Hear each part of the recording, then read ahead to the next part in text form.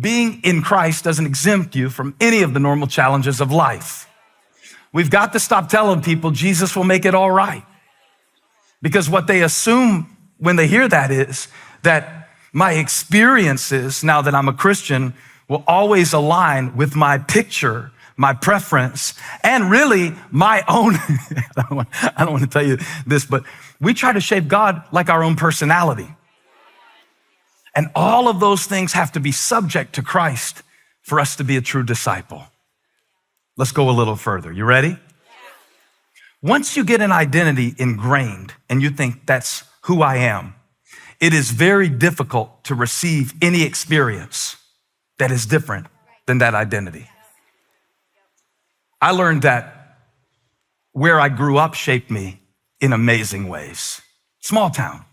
So it taught me how to be good with people, because in a small town, you have a certain accountability socially. What's considered polite and what's considered rude, okay? When I grew up, if you didn't wave at people, even if they were strangers, that was considered rude in Moncks Corner, where I grew up. Where Holly grew up in Miami, Florida, it's perfectly acceptable and maybe even safer to not make eye contact. But see, now marriage is this merger of we're walking down the street and she's saying, who was that you just waved at? And I say, I don't know. And she said, well, why did you wave? Because that's what you do. How many from the South? That's what you do. That's what you do. You eat grits. You never put sugar in them. I rebuke you, Satan.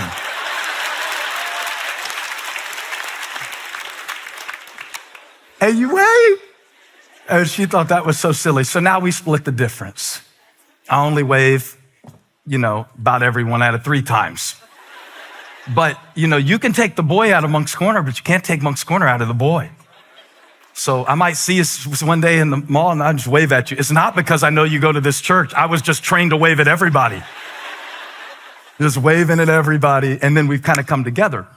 So why do I bring that up? Because it is a perfect example of what's happening in Galatians, right? Paul is no longer in Turkey. This is Central Turkey we're talking about, if you want to get a modern picture. He's no longer here in the flesh with the people, but he's still the shepherd.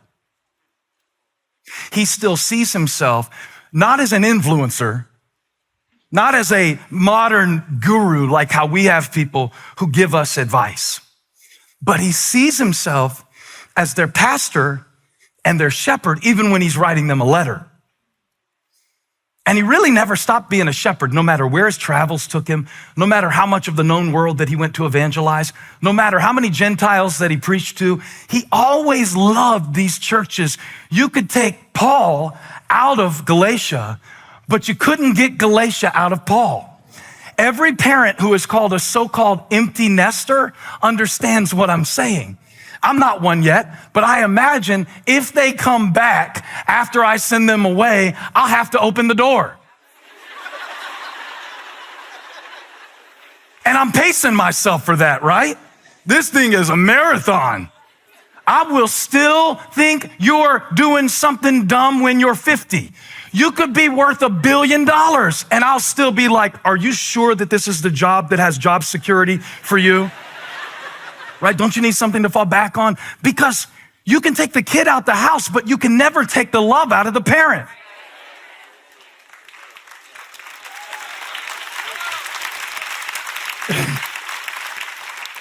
Your kid can disgust you, but you're still going to be devoted to him. You're cussing them out, but you're cussing them out in love. You ever cuss somebody out in love?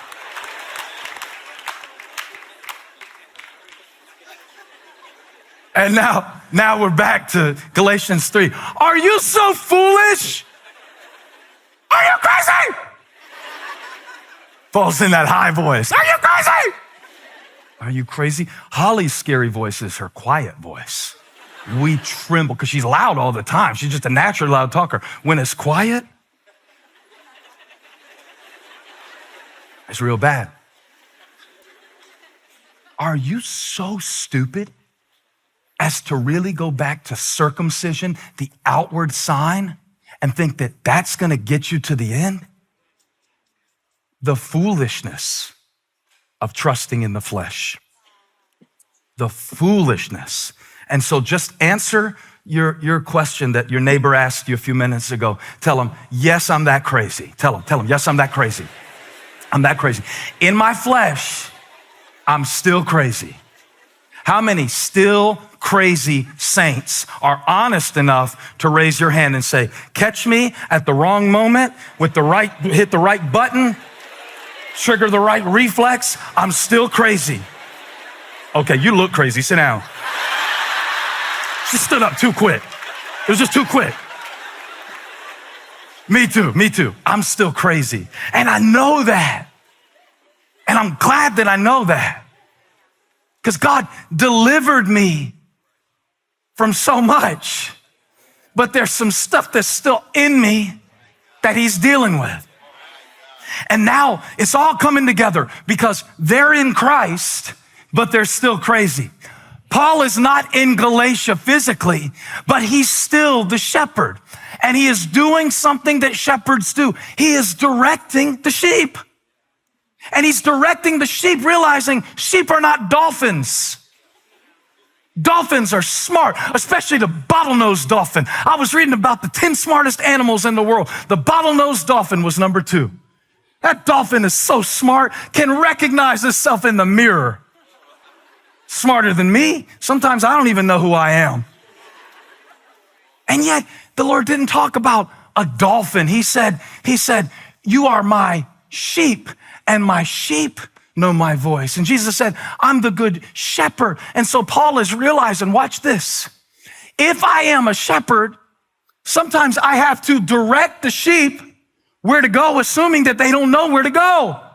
Are you so foolish? Yes. The moment you answer no to that question, you're in danger. The moment it's like, you're so foolish. Nah, man, I'm actually, pretty much got some stuff figured out. I'm praying for you. I don't mean not being confident. Yeah, you know things, you know skills. I'm not talking about being insecure. I'm not talking about downplaying yourself. Those people are the most annoying people in the world. I'm not good at anything really like that, and I can't really do anything like that. Just shut up. What God gave you, he gave you. What you're good at, you're good at. You're 7'2", and I'm like, you're tall. Well, not really. The Lord, yes, you're tall. There's nothing worse than false humility. It's awful. It's not really humility. It's just drawing more attention to yourself through an act of humility, but you're just acting. You're just acting. You're just acting. You sing a solo and you say, oh, that was good. You sang good today. No. It wasn't me. It was the Lord. And see, you're wrong about that because it would have been much better if it was the Lord. It was just good. I didn't say it was perfect. I just said it was good. Let's bring it down a notch. Anyway, it's the power of realizing, everybody say, in Christ, still crazy. This side do in Christ. This side do still crazy. This side do in Christ, spirit. This side do still crazy. Flesh. This side do in Christ, spirit. This side do still crazy. Yeah. Faith, flesh, both inside of me. Doesn't that explain a lot? Doesn't that make a lot of sense? How some of y'all will road rage even before you get off the church property today. And it's all right. And you can keep your Elevation Church sticker on the car. You don't have to take it off. Because I'm still crazy. Well, I think we have the right as the children of God, not in an entitled way, but in an expectant way, that if Jesus lives in us and we are in him, I expect God to direct me.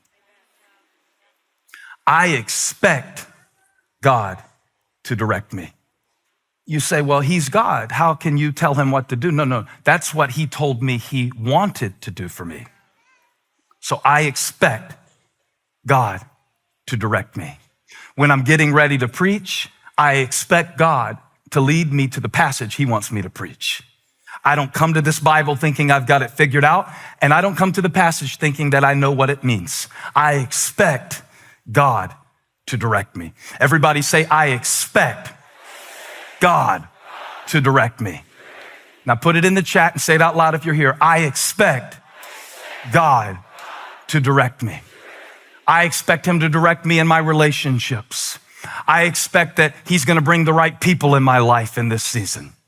I not only want him to be the bouncer at the entrance, but the exit. I want him to decide and direct in my life who gets in and who goes out. And I expect God to direct me. I believe that every good and perfect gift comes from above. So I expect God to bring opportunities into my life.